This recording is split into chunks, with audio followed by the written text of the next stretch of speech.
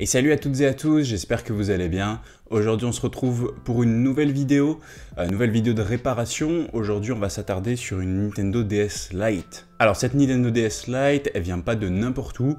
Il y a déjà eu une vidéo où j'en ai parlé, où je l'ai déjà montré cette console. Je vous invite d'ailleurs à aller voir la vidéo, je mettrai quelque part par là. En fait on avait fait un petit peu un diagnostic sur comment on pourrait approcher cette réparation de cette console.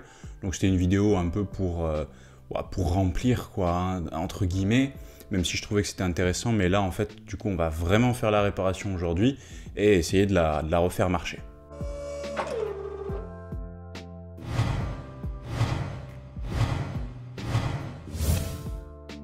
Alors du coup on se retrouve d'un peu plus près pour regarder la console.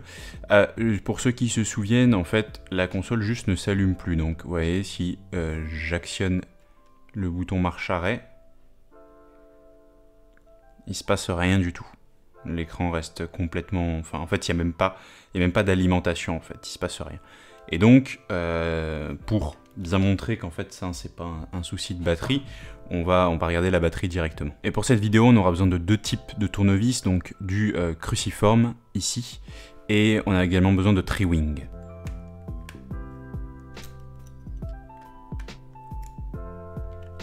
Donc du coup j'ai récupéré la batterie. Ce qu'on va faire tout simplement, c'est à l'aide du multimètre, donc on va mettre sur le DC, on va mettre un peu de lumière pour que ce soit plus visible à l'écran.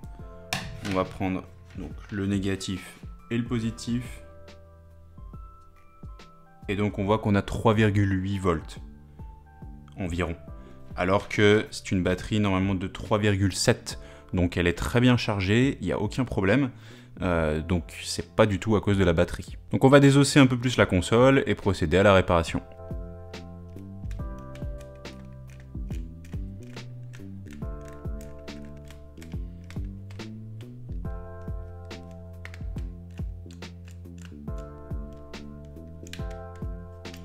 Sur le multimètre, en fait, ce qu'on fait, c'est qu'on se met dans un mode qui s'appelle continuité. Donc là, bon, on voit pas très bien. Hop, c'est avec ce genre le petit signe là qui va biper en fait quand le circuit est fermé en fait. Et donc quand le circuit est ouvert, bah, ça ne bipe pas. On avait par exemple un fusible qui était le F1 qui est ici. Et donc celui-ci, quand on le touche,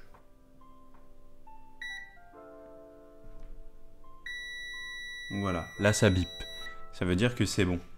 Par contre, le fusible en question, alors après avec le zoom que je vais devoir faire, je sais pas si on va très bien voir, mais donc on a le fusible ici qui lui ne répond pas du tout.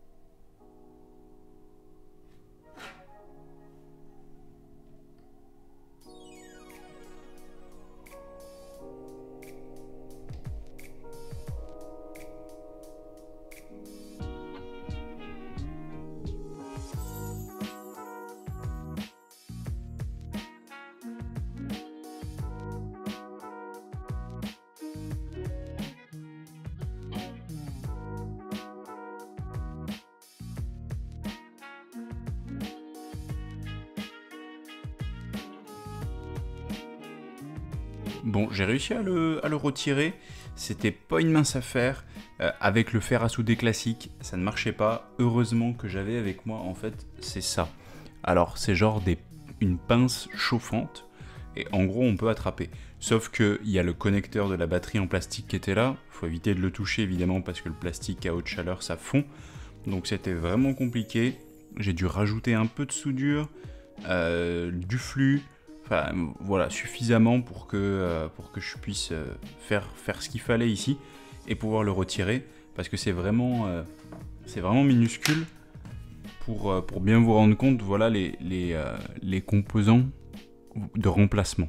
Bon, un seul des deux évidemment, puisque là il y en a deux, Mais voilà la taille des trucs, quoi. C'est vraiment minuscule.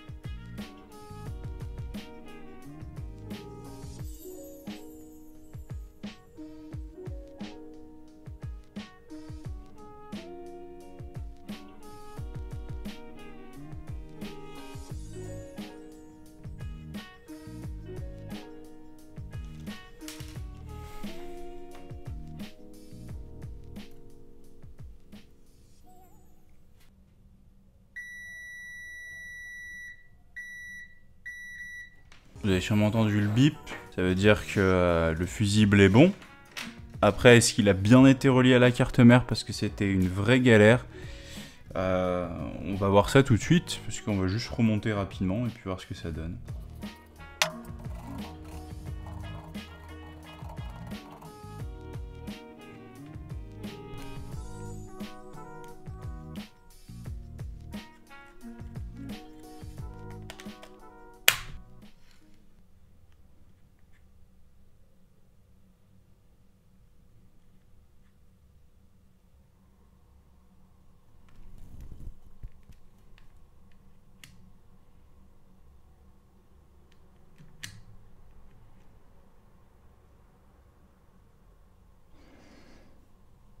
Bon, ça me paraît un peu étrange.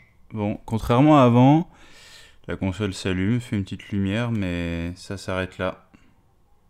Ça va pas plus loin.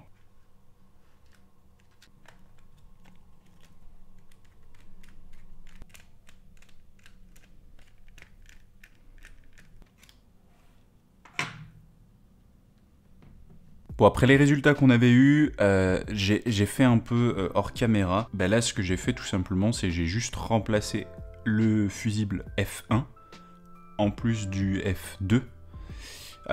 Et voilà, bon, faites pas trop gaffe à mon job sur la soudure. Il y a des petits, ce qu'on appelle des blobs de soudure.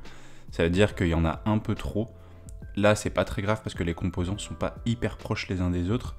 Les blobs de soudure, ça peut être embêtant si jamais, parce que ça peut toucher d'autres composants à côté et faire des courts-circuits. Mais là, c'est pas le cas. Donc ouais, j'ai remplacé ce fusible F1. J'ai rien remplacé d'autre. Avec le multimètre, je vais vérifier le voltage sur la carte mère. Ça me semblait correct à certains endroits. Je sais pas si vous l'avez vu, à un moment quand j'ai testé de la rallumer tout à l'heure, et l'écran, il y avait comme des petites lignes dessus. Donc ce que j'ai fait, c'est que je l'ai vraiment redémonté complètement, et j'ai retiré, donc, par exemple, tous les petits câbles plats des écrans, et je les ai remis vraiment en forçant bien, en les mettant vraiment au bout, quoi, au maximum d'où c'est possible. Parce que c'était peut-être un câble qui était mal enfoncé. Mais bon, au final, j'ai remplacé ce petit truc, j'ai remis bien les nappes de tous les écrans, tout reconnecté. Donc on va retester et puis voir si ça fonctionne. Bon, là je l'ai remonté entièrement au maximum, parce qu'en fait tout simplement, là si ça marche pas, j'ai vraiment pas d'autre solution pour le moment. Tant que j'ai pas de microscope en fait, et tant que j'ai pas fait suffisamment de recherche, donc ce serait pas pour cette vidéo, ce serait peut-être pour une revisite si jamais. Donc là, c'est pour ça que je l'ai remonté entièrement. On va tester.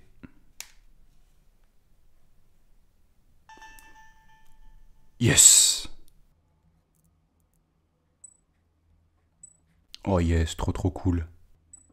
Alors du coup, je sais pas quel était le problème exactement. Ah, super. Trop bien. Vraiment trop cool. Ok. Bon, on va passer à la conclusion. Bon, c'est super, on a réussi à réparer cette Nintendo DS Lite. Il y a une chose qu'on va pouvoir tester, c'est un jeu de DS que j'ai, et donc on va tester, on va regarder ça directement. Ok, donc comme je l'ai dit, hein, l'étape la plus importante, tester un jeu qu'on va mettre directement. On va allumer la console. Et nickel, le jeu est détecté. On va le lancer. Alors, par contre, là, il se passe un truc bizarre au niveau de la lumière. Elle clignote un peu en rouge, mais ça n'a pas l'air d'affecter quoi que ce soit. Normalement, ça, en rouge, c'est l'indicateur de la batterie. Normalement, quand elle est vide, alors que la batterie est pleine. En tout cas, le son marche bien.